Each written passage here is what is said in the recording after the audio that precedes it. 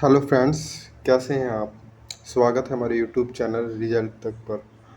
आज हम periodic table जो ये आपके सामने दिख रहे हैं, इससे जुड़े कुछ जानकारियों को समझेंगे और कैसे किस तरह के क्वेश्चन ग्रुप डी में आ सकते हैं, उसको भी जानने की कोशिश करेंगे और इसका विकास कैसे हुआ पीरियोडिक टेबल का, ये भी जानेंगे। तो चलिए शुरू करते हैं। सबसे पहले बता दूं कि अभी तक कितने ज्ञात तत्व हैं। तो अभी तक कुल ज्ञात तत्वों की संख्या 118 है। क्वेश्चन में ग्रुप डी में वन लाइनर क्वेश्चन आते हैं जिसमें पूछ सकता है कि कुल कितने तत्व अभी तक ज्ञात हैं। तो 118 तत्व ज्ञात है। क्या ये और ये इससे एक और प्रश्न उठता है, क्या ये सभी प्राकृतिक रूप में पाए जाते हैं? तो नहीं, ऐसा नहीं है। 118 तत्व प्राकृतिक रूप में नहीं पाए जाते। सिर्फ 98 तत्व ही प्राकृतिक रूप से पाए जाते हैं और बाकी जो तत्व हैं वो कृत्रिम रूप में बनाए जाते हैं। फिर क्या फिर सवाल उठता है, क्या इनके गुणधर्म समान होते हैं? तो ऐसा नहीं है। इन सभी तत्वों के जो गुणधर्म होते हैं ये समान नहीं होते, ये भिन्न भिन्न होते हैं। और जब तत्वों का वर्गीकरण नहीं हुआ था तो इन्हें सिर्फ धातुओं और अधातुओं में वर्गीकृत कर दिया गया था, जिसमें अगर तत्वों के आवर्ती वर्गीकरण क्या होते हैं, अगर इसके डेफिनेशन देखें तो मौलिक गुण को आधार बनाया गया है। इनके जो इन तत्व है, ये सारे तत्व हैं, इनके मौलिक गुण को आधार बनाया गया है और ऐसा वर्गीकरण किया गया जिसमें निश्चित अंतराल के बाद, जैसे ये हाइड्रोजन समूह है, एक निश्चित अंतराल है के बाद, देखिए ये एक पूरा चक्कर लगाने के बाद ये फिर हाइड्रोजनी तत्व प्राप्त हुआ। मतलब एक निश्चित अंतराल के बाद समान गुण वाले, ये दोनों के गुण समान है, तत्व पुनः उपस्थित हो जाते हैं। तो इस तरह से वर्गीकृत किया गया। तो इसी को तत्वों का आवर्ती वर्गीकरण कहा गया। इसके लिए विभिन्न वैज्ञानिकों ने कई बार प्रयास किए, जिसमें जो थे डोबेराइन का त्रिक सिद्धांत है। डोबेराइन का जो है त्रिक सिद्धांत, कभी कभी आपको मिलान करने की पूछ सकता है कि किसका कौन सा सिद्धांत है। तो डोबेराइन का त्रिक सिद्धांत है, न्यूलैंड का अष्टक सिद्धांत है और लोथर मेयर का परमाणु भार या परमाणु आयतन वक्र सिद्धांत है। ठीक है। फिर इसके बाद आते हैं मैंडलीफ, जो ऊपर आपको बाकी वैज्ञानिकों के सिद्धांत थे, इनमें काफ़ी त्रुटियां थी। तो इनको दूर करने के लिए मैंडलीफ ने जो आवर्त सारणी दी, उसमें काफ़ी हद तक इन त्रुटियों को हल करने में सफलता प्राप्त हो गई थी। तो मैंडलीफ की आवर्त सारणी में क्या अलग था?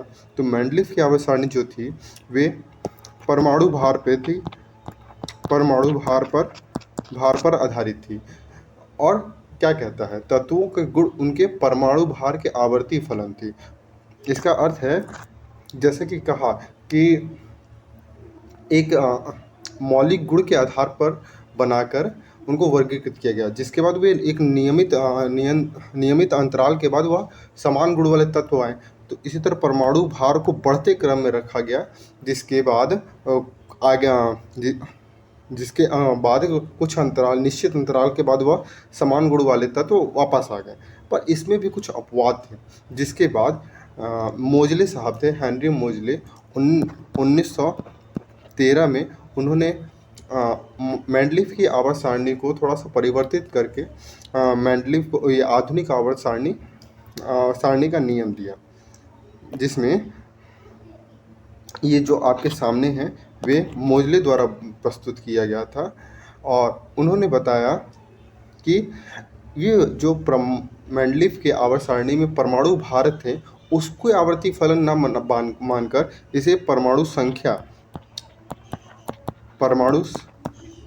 संख्या के आवर्ती फलन की, मतलब ये जो तत्वों को इन जो तत्वों का क्रम है वे परमाणु भार के से नहीं डिनोट किया गया, इसको परमाणु संख्या के हिसाब से आगे रखा गया है। इसके बाद अब बात आती है कि इनमें कौन कौन से तत्व हैं, जिसमें हाइड्रोजन है, हीलियम है। हाँ, एक क्वेश्चन और है कि कभी कभी क्वेश्चन पूछता है कि मैंडलीफ के आवर्त जो नियम था उसमें कितने तत्व थे। तो ये क्वेश्चन इंपॉर्टेंट है। तो उस समय 63 तत्व थे मैंडलीफ के आवर्त सारणी में। ठीक है। और जैसे कि हाइड्रोजन है, हीलियम है, लिथियम है, बेरिलियम है, boron, carbon, nitrogen, oxygen, fluorine, neo, इस तरह से। इसमें पूछता है, हाँ, इससे रिलेटेड एक और बात है कि आपको पता होना चाहिए कि आवर्त क्या होते हैं और समूह क्या होते हैं। अगर आप इन 36 लाइन को देखें तो ये जो 36 लाइन है इसे आवर्त कहते हैं। तो पूछता है कभी कभी कि पीरियोडिक टेबल में कितने आवर्त हैं। तो आपको ये 7 आवर्त हैं, ये जो है 7 आवर्त हैं। और कभी कभी पूछता है कि इस पीरियोडिक टेबल में कितने समूह हैं। तो समूह क्या होते हैं, जो ऊपर से नीचे जाते हैं, ये कुल मिला के 1 से लेकर 18 तक हैं। कि इनके गुणधर्म क्या परिवर्तन है, आवर्त सारणी क्यों इम्पोर्टेंट है। तो इसके जो है इससे हमें बहुत सी जानकारियाँ मिलती हैं, जैसे इनके गुणधर्म में क्या परिवर्तन होता है, ठीक है, और इनकी संयोजकता में क्या होता है। देखिए, ये जो 2 ब्लॉक हैं, ये जो है ये एस ब्लॉक कहलाते हैं, ठीक है। और ये जो यहाँ से 3 बी से लेकर 2 बी तक है, इसे डी ब्लॉक कहते हैं। या 3 ए से लेकर ये 8 ए तक, ये जो है पी ब्लॉक आते हैं। लास्ट में बचा इसे एफ ब्लॉक कहते हैं। इस तरह से वर्गीकृत किया गया है। पूछा जाता है कि संक्रमण तत्व किसको कहते हैं। तो आपको पता होना चाहिए कि संक्रमण तत्व ये जो है डी ब्लॉक को कहते हैं। और फिर पूछते हैं कि आंतरिक संक्रमण तत्व किसको कहते हैं। तो ये आंतरिक संक्रमण तत्व एफ ब्लॉक को कहते हैं। इसके साथ इसमें से कुछ तत्वों को और आधार पर वर्गीकृत किया जा सकता है। जैसे पूछेंगे कि सबसे भारी तत्व कौन से हैं। पूरे आज जितने भी तत्व की खोज की गई है उनमें सबसे भारी तत्व कौन सी है। तो ऑस्मियम जो है सबसे भारी तत्व है, जिसकी परमाणु संख्या 76 होता है। आपको बता दें कि जो भी पीरियोडिक टेबल होते हैं उसमें ऊपर जो दिए रहते हैं वे परमाणु संख्या होते हैं, और जो नीचे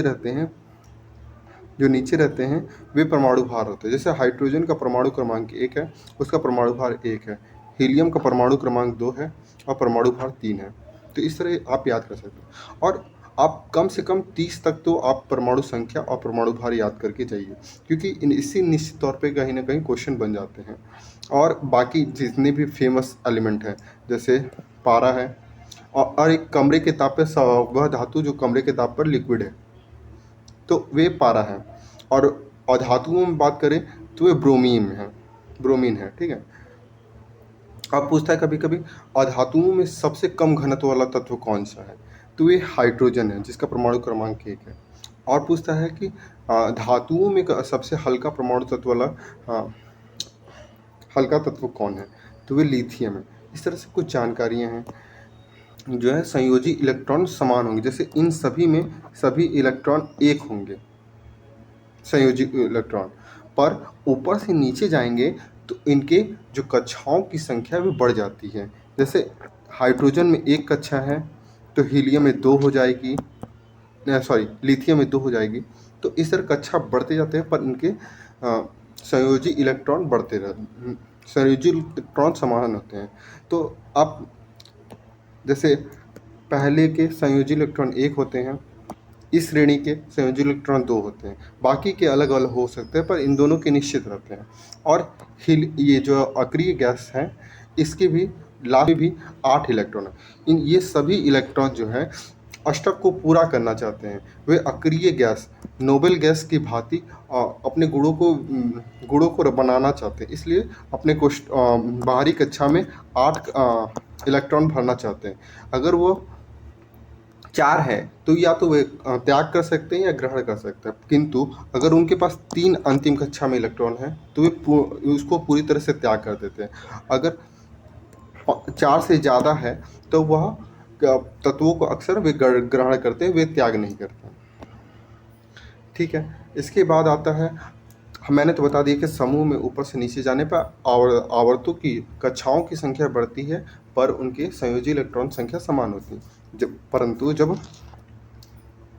आवर्त में जाते हैं, ये हो गया आवर्त की बात करें तो सभी तत्वों में संयोजी इलेक्ट्रॉन जो है इलेक्ट्रॉन भिन्न भिन्न होते हैं। जैसे इसमें 1 है, इसमें 2 है, लेकिन अगर इनकी कक्षाओं की संख्या बात करें तो इनकी कक्षाएं समान होती है। जैसे ये एक आवर्त में 1 कक्षा है, तो हाइड्रोजन के लिए एक इलेक्ट्रॉन और हीलियम के लिए 2 इलेक्ट्रॉन इसी तरह बन जाते हैं।